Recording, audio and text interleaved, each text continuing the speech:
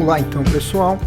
Hoje a gente vai começar a descrever como é que a gente constrói uma estrutura de Lewis. Isso aí é relativamente simples de se fazer.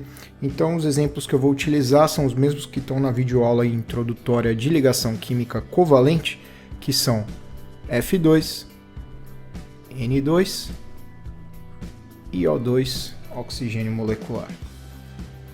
Muito bem, começando por F2, a gente vai ter que trabalhar sempre com uma tabela periódica ao lado, então eu vou colocando ela aqui na medida do possível.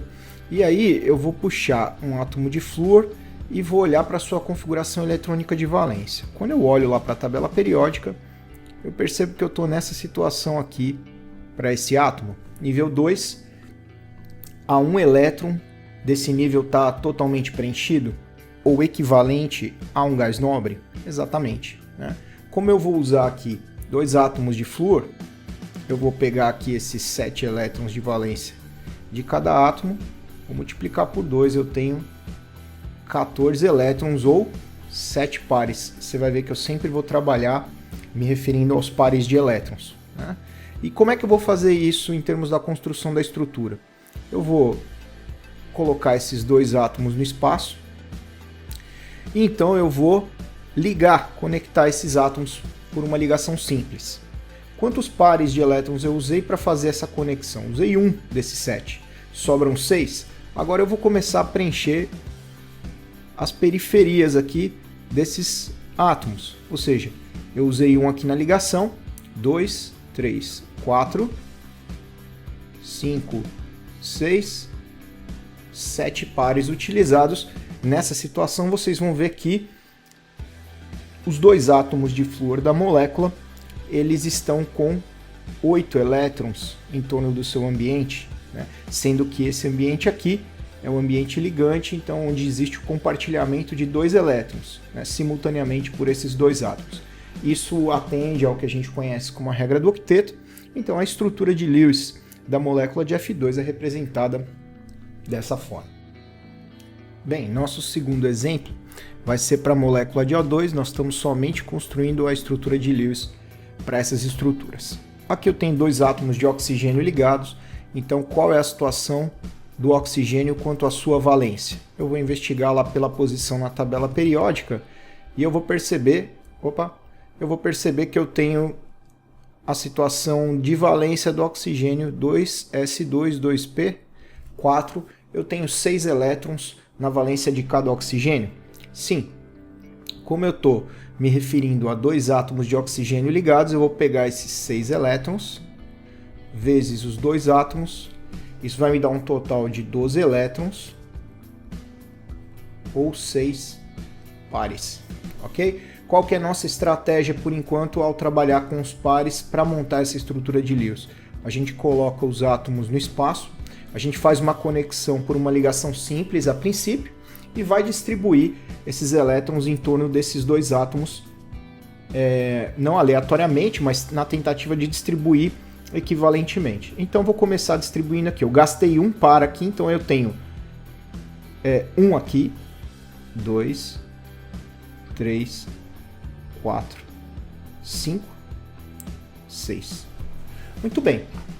O que você observou a princípio aí? Claramente, existe um dos oxigênios, que é esse da direita aqui, que ficou com uma densidade eletrônica menor em torno dele, certo? Isso foi arbitrário, eu resolvi preencher esse da esquerda primeiro. Então, se a gente for analisar através da regra do octeto, esse oxigênio da direita ele já está satisfeito. Eu tenho 6 elétrons aqui, mais 2 da ligação, 8. Né? Só que esse da direita aqui não, eu tenho 4 elétrons aqui, mais 2, 6. Como é que isso poderia ser resolvido?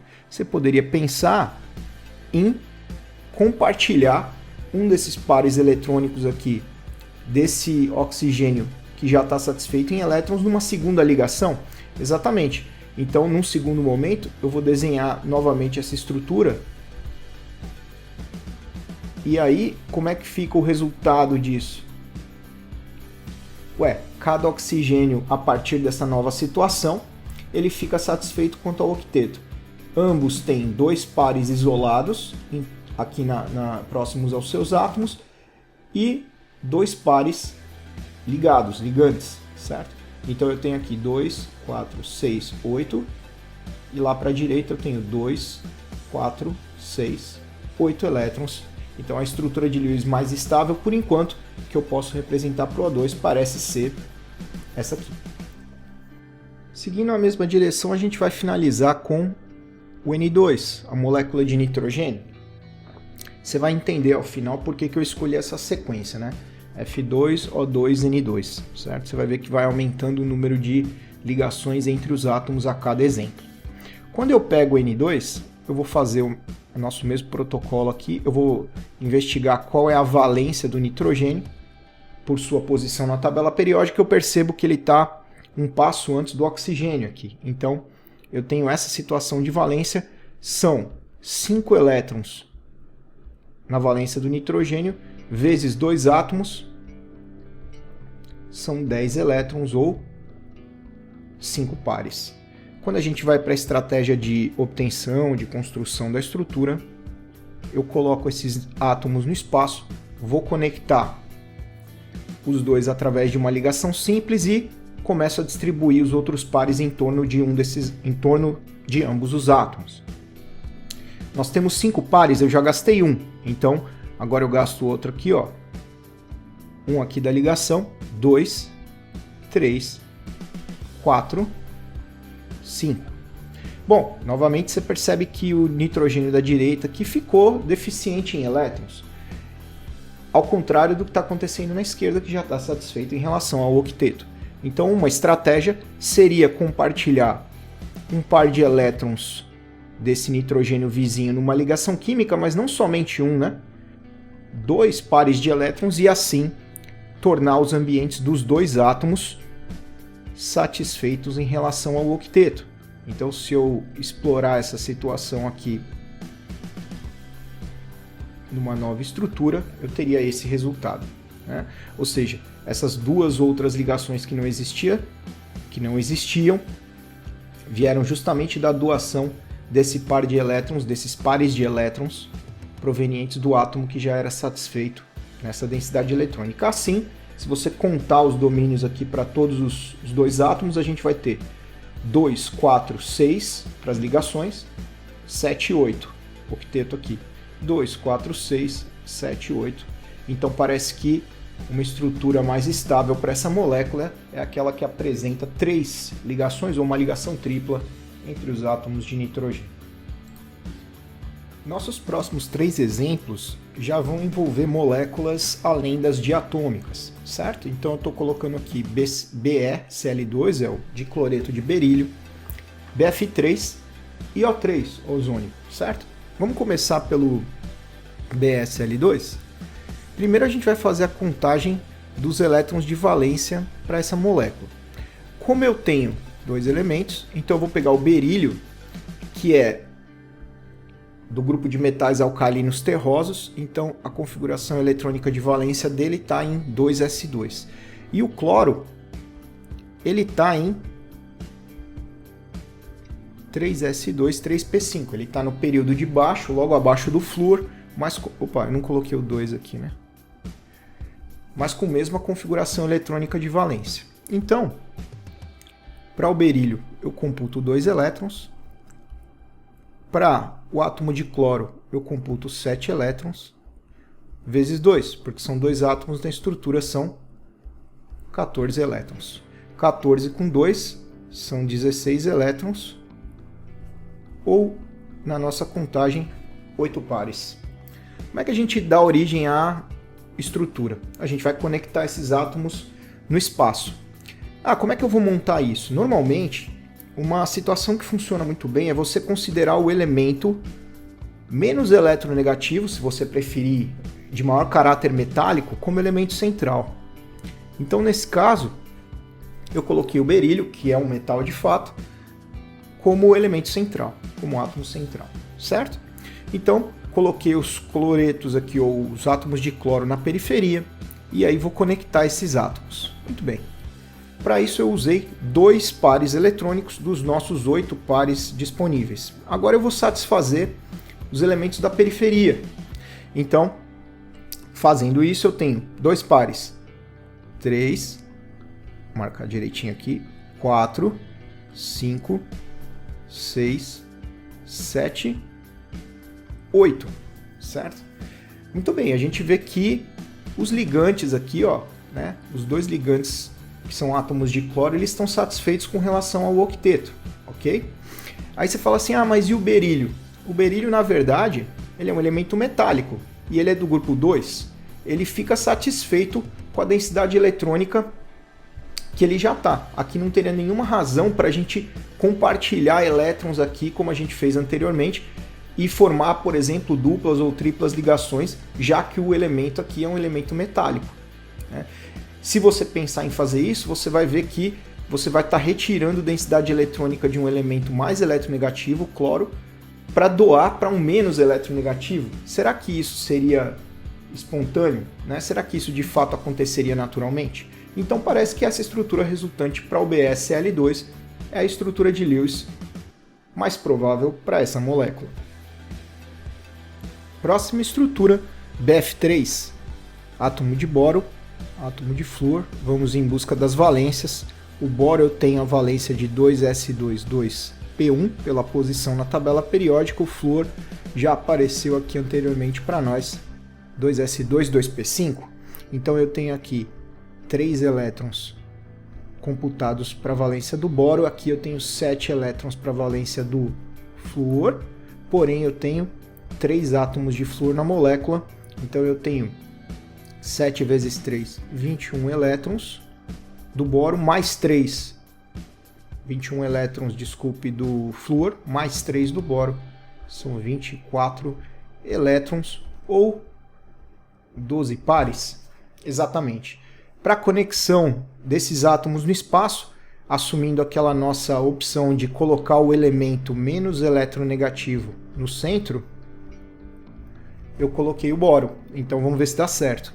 Vou conectar esses átomos até agora usando 3 pares dos 12 que nós temos. E na sequência, aqui lembrando que são ligantes flúor, né? Não podemos confundir, são todos iguais. E na sequência eu vou satisfazer a periferia. Então, 3 pares utilizados até agora, 4 aqui, 5, 6, 7, 8, 9, 10, 11, 12. Parece que eu esgotei todos os pares de elétrons. Aí você fala assim, eu sei que os ligantes estão seguindo a regra do octeto, porém, o elemento central ele ainda está com 3 ligações. Pois é, o boro ele vai formar uma classe de compostos justamente conhecidos pela sua deficiência de elétrons. Inclusive, ele é um dos elementos que aparecem nas exceções da regra do octeto, né? Como formando moléculas com um ambiente menos povoado ali eletronicamente do que o octeto, ou seja, com menos de 8 elétrons, ok? Então essa parece a estrutura, por enquanto, mais apropriada para o Bf3. Nosso último caso para essa aula de hoje vai ser a discussão da estrutura do ozônio, O3. O ozônio ele traz 3 átomos de oxigênio, então a valência do oxigênio já foi também discutida anteriormente, observada pela tabela periódica 2s2,2p4, são 6 elétrons. Como eu tenho 3 átomos iguais de oxigênio na estrutura, eu tenho 18 elétrons, ou 9 pares para distribuir entre esses oxigênios. Nesse caso você não vai ter a preocupação de quem está no centro aqui da estrutura, certo? Então vou colocar os oxigênios aqui de qualquer maneira, vou conectar esses 3 átomos entre si. Já gastei 2 pares de elétrons para isso, então vamos lá. Eu tinha 9, já gastei 2, então 2, 3, 4, 5, estou na periferia, 6, 7, 8, opa, a periferia já está toda satisfeita em quantidade de elétrons com relação ao octeto, mas falta um par ainda desses 9 para distribuir. Então, consequentemente, quando eu estou nessa situação, como que eu me comporto aqui? Qual o procedimento? Eu acomodo esse par resultante sobre o átomo central. Não tem jeito, ok? E nós terminamos a estrutura. Vamos averiguar com relação ao octeto, né? Então, eu estou vendo aqui a periferia satisfeita com relação ao octeto, mas esse oxigênio central, ele tem um ambiente de 2, 4, 6 elétrons, então seria interessante, por exemplo, o compartilhamento de um par de elétrons de um dos oxigênios vizinhos numa dupla ligação. Exatamente. Aqui, a estrutura resultante, de acordo com o que a gente está desenhando aí, poderia ser essa aqui.